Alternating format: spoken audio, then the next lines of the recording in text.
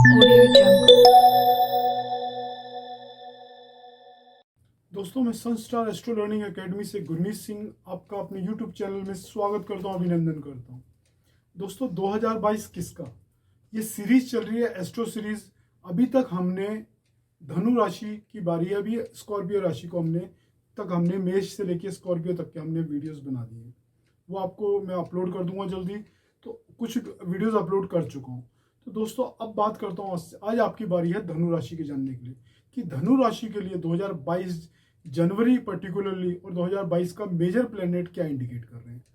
दोस्तों, इससे पहले कि मैं 2022 के बारे में आपको पूरा इनकी डिटेल बताऊं, क्या होने वाला है इनकी ज़िंदगी में, थोड़ा बहुत इनके व्यक्तित्व के बारे में आज जान लेते हैं। दोस्तों, सेजिटेरियस राशि का जो चिन्ह है वो है घोड़ा, घुड़सवार। एक वॉरियर है जो घोड़े पे बैठा हुआ है। वो धनुष बाण लेके बैठा हुआ, निशाना साध रहा है। आधा पुरुष है और आधा घोड़ा है। लक्ष्य की तरफ तो जा रहा है, पर उसे ये नहीं पता जाना कहाँ है। लक्ष्य और साध भी रहा है, मतलब कहीं ना कहीं एनर्जेटिक चीजों को दिखा रहा है। यहाँ पर ये एनर्जेटिक, वो व्यक्ति एनर्जेटिक है, एनर्जी से फुल भरा हुआ है। फायरी साइन है, देवगुरु बृहस्पति की राशि इसकी स्वामी बनती है। कहीं ना कहीं विल पावर के साथ वो व्यक्ति जा रहा है, नहीं भी पता, लेकिन उसको उसके विचारों में बड़ा तेज है कि कहीं ना कहीं मुझे मंजिल मिलेगी जरूर। कहाँ जा रहा है ये नहीं पता चल रहा है इस चित्र में। तो दोस्तों, मैं इसके बारे में कुछ और जानते हैं। ये राशि है क्या? काल पुरुष की कुंडली में 9वें भाव की राशि है, जहां से धर्म, पिता, भाग्य का साथ मिलता है इंसान को। ऐसे व्यक्ति धार्मिक होंगे, ये तो बात पक्की है। कहीं ना कहीं धार्मिक और स्क्रिप्चर, जो भी स्क्रिप्चर होंगे और रिलीजियस नॉलेज है, उसके ग्रंथ को कहीं ना कहीं पढ़ने वाले और उसकी नॉलेज रखने वाले होते हैं लोग। 9th हाउस है ना, हायर लर्निंग का घर है 9th हाउस, तो लर्निंग में भी बहुत उच्च दर्जे के पढ़े लिखे इंसान होते हैं। पिता से कहीं ना कहीं इनका कनेक्शन जिंदगी में बना रहता है।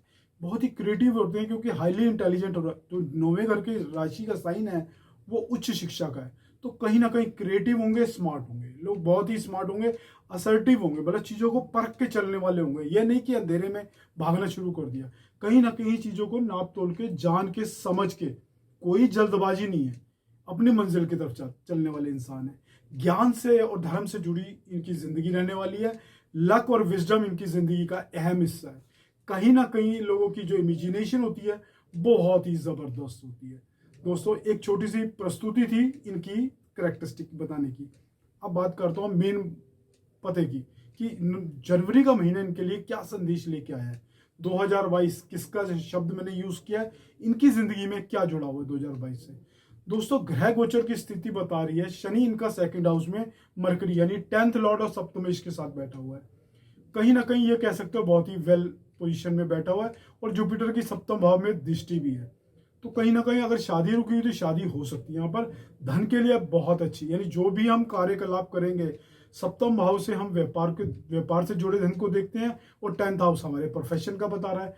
उसके लॉर्ड का धन स्थान में जाना और धन स्थान धनेश के साथ बैठना एक बहुत ईजी पोजीशन को बता रहा है कि धन को लेके आपकी जिंदगी बड़ी सुगमता से चलने वाली है जनवरी, पर्टिकुलरली जनवरी के महीने में। क्योंकि मरकरी बहुत फास्ट चेंजिंग प्लैनेट है, पर क्योंकि जनवरी में इसने रेट्रोग्रेड भी होना है इस घर में, इस घर का साथ जनवरी में मरकरी नहीं छोड़ने वाला।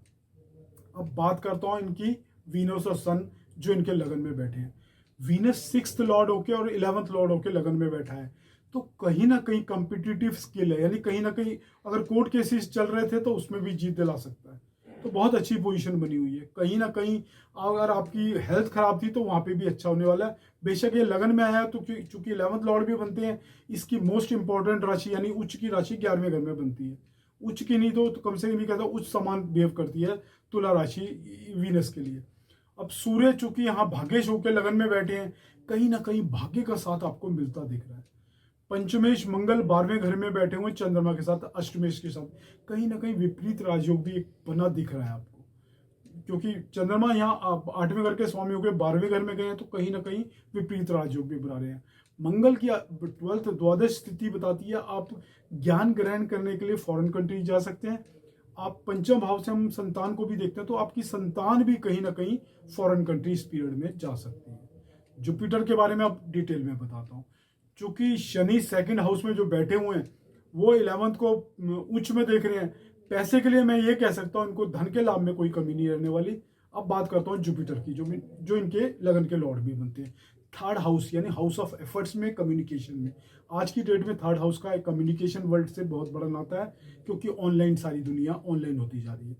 तो यहाँ आप भी ऑनलाइन से जुड़ने वाले हैं जनवरी में। कहीं ना कहीं ऑनलाइन का आपकी ज़िंदगी में, एफर्ट्स का आपकी ज़िंदगी में बहुत बड़ा रोल रहेगा।